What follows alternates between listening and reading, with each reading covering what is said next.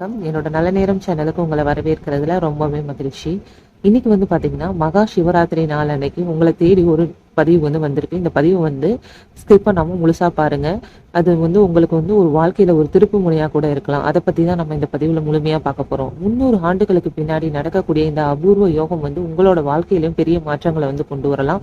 அதிர்ஷ்ட கதவை ஈசன் தட்டுறதுக்கு ரெடியா இருக்காரு. பிப்ரவரி 15ஆம் தேதி முதல் இந்த ராசிக்காரர்களோட தலையெழுத்தை மாறப்போகுது. வீடியோ ஸ்கிப் பண்ணாம லாஸ்ட் வரைக்கும் பாருங்க. அப்பதான் நான் இந்த வீடியோல என்ன சொல்லியிருக்கேன் அப்படிங்கறத முழுமையா உங்களால தெரிஞ்சுக்க முடியும். 2026ஆம் ஆண்டு பாத்தீங்கன்னா மகா சிவராத்திரி திருநாள் ஆன்மீக ரீதியா ரொம்பவுமே ஒரு முக்கியமான நாளாகவும் ஜோதிட ரீதியா பாத்தீங்கன்னா மிகவும் முக்கியத்துவம் வாய்ந்ததாகவும் கருதுறாங்க.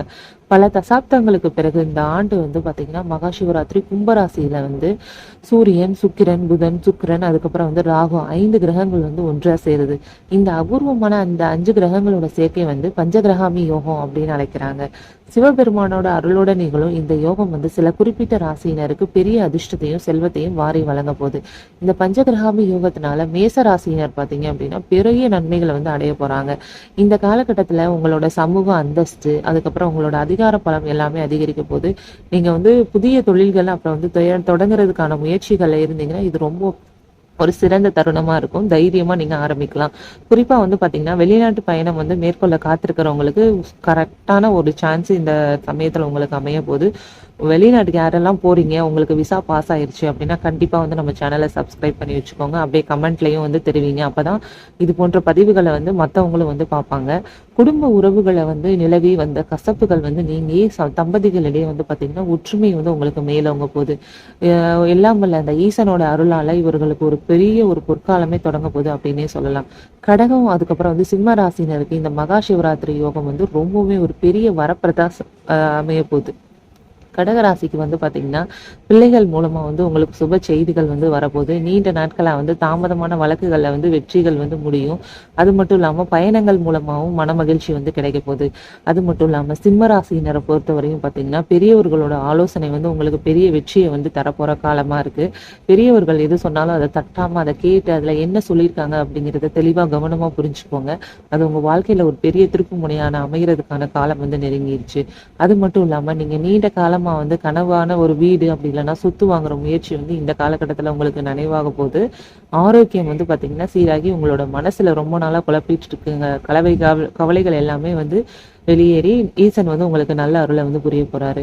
அடுத்ததா பாத்தீங்கன்னா துலாம் ராசினர் தான் சொல்றாங்க. துலாம் ராசினருக்கு இந்த யோகம் ரொம்பவுமே அபரிவிதமான ஒரு பண வரவை தரப்போகுது. வேலை இல்லாம தவிச்சிட்டு இருக்கவங்களுக்கு, ரொம்ப நாளா வருத்தப்பட்டு இருக்கவங்களுக்கு உங்களுக்கு கரெக்டான வேலை வாய்ப்புகள் தேட வரப்போகுது. அதை தவறாம யூஸ் பண்ணி பழகிக்கோங்க.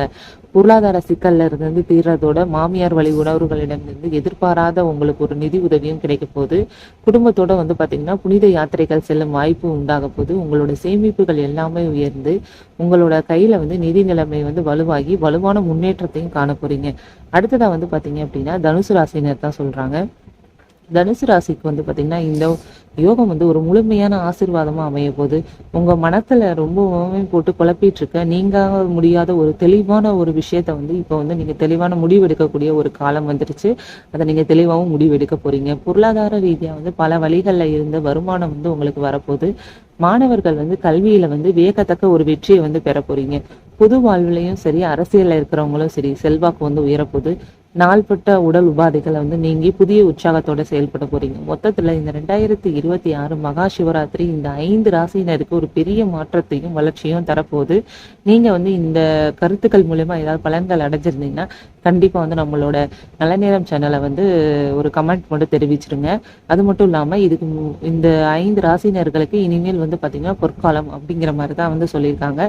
இது போன்ற நல்ல பதிவுகளுக்கு நம்மளோட சேனலை மறக்காம சப்ஸ்கிரைப் பண்ணி வச்சுக்கோங்க. ரொம்ப நன்றி நண்பர்களே.